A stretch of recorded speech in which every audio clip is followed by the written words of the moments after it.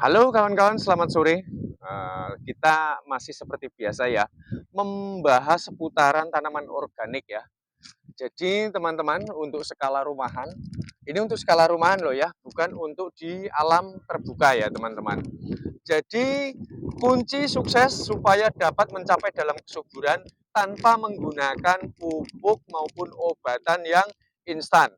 Jadi memungkinkan ini akan menghemat pembiayaan sehingga nanti hasil panen akan jauh lebih menguntungkan karena tidak terlalu banyak kocek yang terbuang. Nah ini sebagai bukti terlebih dahulu ya teman-teman ya. Saya menanam tomat ya teman-teman. Ini tanpa menggunakan pupuk dan obatan instan. Buahnya sampai ke pucuk-pucuk ya. Ini jenis tomat cherry teman-teman. Dan ini jenis tomat mawar ya. Lihat sampai dia masih berfokus pada pembungaan. Padahal buahnya ini sudah full ya tuh. Dia tinggal masa pembesaran saja.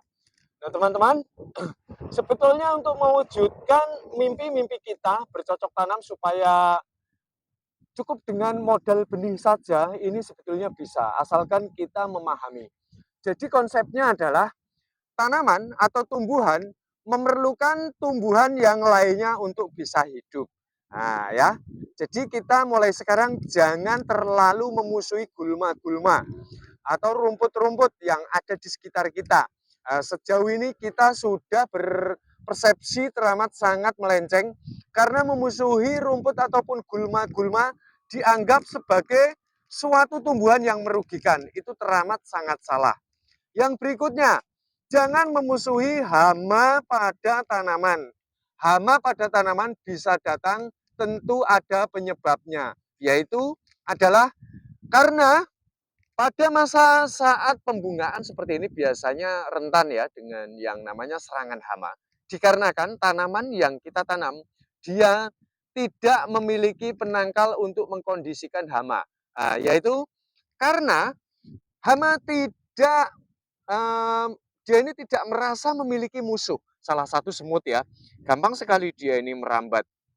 Dikarenakan kenapa? Bakteri baik, jamur yang berada di dalam media tanam kita sudah banyak yang terkontaminasi oleh pupuk maupun obatan instan. Sehingga keberadaan mereka ini sangat minim sekali. Sangat memungkinkan ketika pada saat masa pembungaan, mau terong, mau tomat, mau apapun lah ya, jenis sayur mayur ketika masa pembungaan ini mengundang hama karena hama ini mengandalkan penciumannya untuk mencari makanannya. Nah, maka dari itu penyebabnya dari terbunuhnya bakteri-bakteri baik ataupun segala jenis mikroorganisme dan juga jamur yang berada pada pangkal media tanam. Nah, maka dari itu untuk mengkondisikan semua proses di awal kita harus mempergunakan gulma-gulma ataupun rumput-rumput yang tumbuh. Jadi gini, tanah juga memiliki kemauan sesuai dengan sifatnya yang alami, keinginan dari Tuhan semesta alam. Ketika tanah gundul atau tanah ini mengalami perubahan bentuk, maka secara eh, berangsur dia akan memunculkan jenis gulma-gulma ataupun rumput-rumput. Nah, rumput-rumput yang tumbuh tidaklah asal ataupun ngacak, tapi rumput akan tumbuh sesuai dengan tekstur tanahnya. Nah, jika sudah demikian, maka gulma janganlah kita buang, tapi caranya kita bisa mencabutnya atau kita bisa mengumpulkannya dengan cara apapun, dan ketika kita mendaur ulangnya menjadikannya sebagai pupuk kompos harus kita kembalikan pada tempat semula. Karena bumi yang ingin kita tanami sebetulnya dia sedang mengupdate dirinya, hanya saja karena kita memiliki keinginan, terkadang kita juga tidak mengerti, kita memisahkannya. Nah, inilah yang menjadi penyebab fatal sehingga hasil panen tidak sesuai dengan yang diinginkan karena hama penyerang begitu membabi buta. Yuk, sekarang kita baca manfaat dari gulma. Yang pertama, dengan keberadaan gulma, tanah tidak akan mudah untuk mengalami kekeringan ya, teman-teman ya. Yang pertama.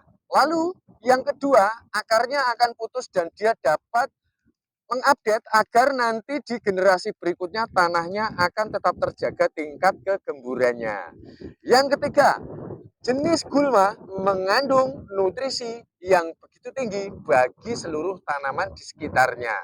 Yang keempat, segala macam gulma memiliki kandungan ataupun zat-zat yang berbeda-beda sehingga memiliki manfaat bagi tanaman maupun binatang, hewan, bakteri di sekelilingnya. Sehingga nanti pertumbuhannya tidak akan carut marut. Nah, dengan kandungan ataupun zat yang terdapat pada gulma yang diserap oleh akar sehingga juga dapat menjadikan sebuah perlindungan dari serangan hama yang terlalu membabi buta. Lihat teman-teman ya, buahnya sampai di pucuk-pucuk nih, lihat ini. Aduh, ini luar biasa sekali. Nah, mulai sekarang kita jangan memusuhi gulma ya, sudut pandangnya. Lalu kemudian jangan menyalahkan hama. Karena hama, satu contoh juga cacing ya. Cacing ini teramat sangat bermanfaat sekali. Dan seluruh hama sebetulnya ini ada manfaatnya untuk mata rantai putaran semesta. Hanya saja mungkin kita yang kurang begitu mengerti. Karena sejatinya Tuhan tidak pernah menciptakan sesuatu yang sifatnya sia-sia. Nah, lalu kita harus memperhatikan kalau tekstur tanahnya gembur dan tingkat kelembabannya memadai, ini kaitannya baru bersama dengan perlindungan dan mineral ya. Jadi sumber makanan bagi tanaman adalah air. Nah, air ini adalah sumber makanan pokok. Ingat, catatan, perlu dicatat ya, sumber makanan pokok. Jadi makanan pokok saja ini belum cukup menutrisi bagi tanaman. Tuh. Nah, perhatikan, jadi ibarat manusia, air ini kalau untuk tumbuhan ini baru karbohidrat teman-teman. Kalau ini untuk manusia ini ibarat nasi, baru karbohidratnya. Nah, nutrisi yang terdapat atau yang dibutuhkan oleh tubuh manusia disebut dengan vitamin. Sedangkan nutrisi yang dibutuhkan oleh tanaman ini banyak terdapat pada kotoran hewan. Salah satunya adalah kotoran ternak ya. Bisa kotoran sapi, kambing, ataupun kotoran ayam. Nah, teman-teman, nutrisi ini teramat sangat dibutuhkan karena untuk memacu tingkat kesuburan dan kelebatan dari akar, pembesaran batang, kemudian pelebatan cabang, ranting-ranting, dan kemudian untuk lebat daun dan juga lebat pada buahnya. Nah, kalau kalian ingin membeli NPK di luaran sana, ini juga dapat menjadi nutrisi ya. Akan tetapi kalau yang sifatnya instan, itu hanyalah sementara, tidak bisa bertahan lama. Tapi kalau kita menggunakan kotoran hewan, justru semakin lama kotoran hewan ini kan faktor pembusukannya, penjamuran, ini biasanya busuknya ini karena dipicu adanya jamur-jamur ya, ataupun bakteri pengurai pengerat di dalam tanah, sehingga semakin lama kalau kita menggunakan bahan alami akan semakin baik. Karena faktor pembusukannya dia akan berangsur dan perlahan. Nah, sekarang sudah mengerti ya teman-teman ya. Dan NPK ini di dalam sebuah penelitian disebut dengan nitrogen, fosfor, dan kalium. Nah, ini memang teramat sangat dibutuhkan bagi tanaman. Jadi kalau kita sudah menyediakan itu, maka niscaya tanaman kita akan sangatlah baik. Lalu teman-teman harus bisa mengkondisikan karena cuaca yang kerap berubah-ubah. Jadi ketika menapaki musim kemarau ataupun menapaki musim hujan yang turunnya sedang ya, tidak terlalu sering. Nah, tanaman kita supaya tidak layu, kita harus tetap selalu menjaga dari media tanamnya. Jadi ketika terjadi penguapan yang terlalu berlebih di dalam di apa bumi sekitar kita, sehingga nanti media tanam kita tidak begitu terkontaminasi dengan suhu panas yang terlalu berlebih. Nah, itu teman-teman dapat menaruhnya dengan menggunakan bahan-bahan, kalian bisa mencari cacing tanah ya yang kecil-kecil. Ketika nanti media tanamnya ini sudah lembab, kalian dapat menaruh cacing tanah di dalam media tanam kalian sehingga nanti dengan suhu udara, suhu panas yang kerap berubah-ubah, media tanam kita akan mampu beradaptasi dengan sangat baik.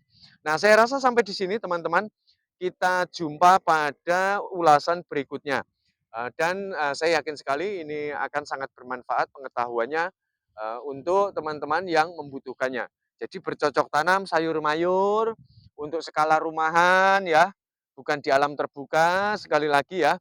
Jadi kita tidak perlu membuang kocek terlalu banyak hanya untuk membeli pupuk instan ataupun obat instan. Kita dapat mempergunakan bahan-bahan alamiah yang berada di sekitar lingkungan kita. Baik, salam cinta tanaman organik, cintai semesta alam dan generasi kita selanjutnya.